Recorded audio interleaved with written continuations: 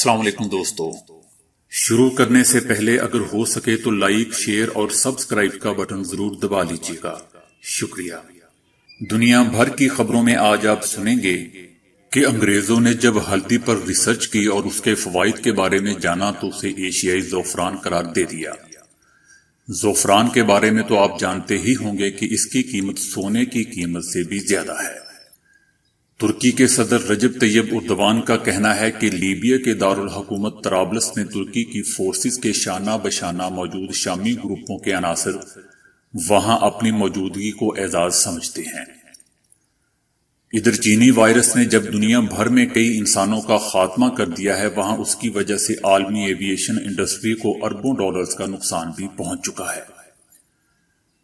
پاکستان کے مشہور اداکار حمزہ علی عباسی نے دہلی میں مسلمانوں کے خلاف ہونے والے ظلم پر کہا ہے کہ دنیا اس کا نوٹس لے، ورنہ اس کی لہر غیر معمولی صورتحال اختیار کر سکتی ہے۔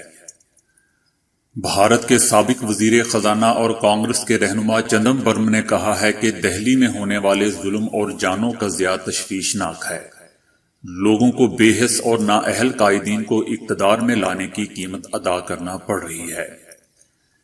چین میں مزید 52 افراد ہلاک اور 406 نئے مریضوں کی تصدیق ہوئی ہے، جس کے بعد مجموعی ہلاکتیں 2715 اور متاثرہ افراد کی تعداد 78,064 ہو گئی ہے، جس میں سے 8,752 افراد کی حالت نازک ہے۔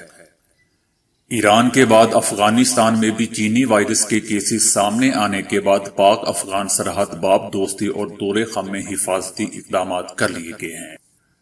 ادھر برطانیہ کے شہزادہ چارلس اور ان کی اہلیہ 23 مارچ کو اردن کا دورہ کریں گے۔ وہ یہ دورہ اردن اور برطانیہ کے دو طرفہ تعلقات کو بڑھانے کے سلسلے میں کر رہے ہیں۔ بھارتی ریاست کرناٹکا کے ضلع ہبلی کے قریب گاؤں میں واقع ایک گورنمنٹ سکول کی دیوار اور دروازوں پر کچھ لوگوں نے چاک سے پاکستان زندہ باد لکھ دیا۔ مصر کے سابق صدر حسنی مبارک کی نماز جنازہ بدھ کو ادا کر دی گئی۔ حسنی مبارک علالت کے بعد 91 برس کی عمر میں انتقال کر گئے تھے۔ حسنی مبارک کا 30 سالہ دور صدارت 2011 میں ختم ہو گیا تھا۔ سب سے زیادہ فضائی آلودگی والے 30 شہروں میں بھارت کے 21 شہر شامل، بنگلہ دیش دوسرے اور پاکستان تیسرے نمبر پر۔ ہر سال فضائی آلودگی کے حوالے سے رپورٹ جاری کرنے والے سوئٹزرلینڈ اور امریکی ادارے IQ-AIR کی تازہ رپورٹ۔ سری لنکا کے سدرن ایکسپریس وے کا منصوبہ مکمل ہو گیا۔ یہ دا بیلٹ اینڈ روڈ کے تحت ایک اہم منصوبہ ہے جس کی کل لمبائی 96 کلومیٹر ہے۔ ترکی میں پھر زلزلے کے جھٹکے محسوس کیے گئے۔ ریکٹر سکیل پر زلزلے کی شدت 5.0 تھی۔ گزشتہ روز 11:30 بجے رات آئے زلزلے کا مرکز ملاتیا شہر سے 25 میل دور 6.2 کی گہرائی تھی۔ یورپی یونین نے کہا ہے کہ یورپی یونین بریگزٹ کے بعد برطانیہ کے ساتھ شفاف اور متوازن تجارتی معاہدہ چاہتی ہے۔ معاہدہ ہر قیمت پر کیا جائے گا۔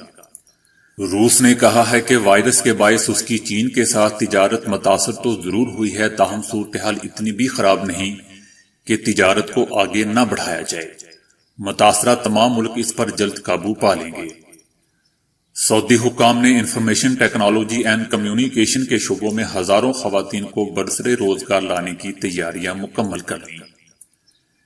جاپان نے بنگلہ دیش میں روہنگیا مسلمان پناہ گزینوں کے لیے $1.70 فراہم کرنے کا اعلان کیا ہے۔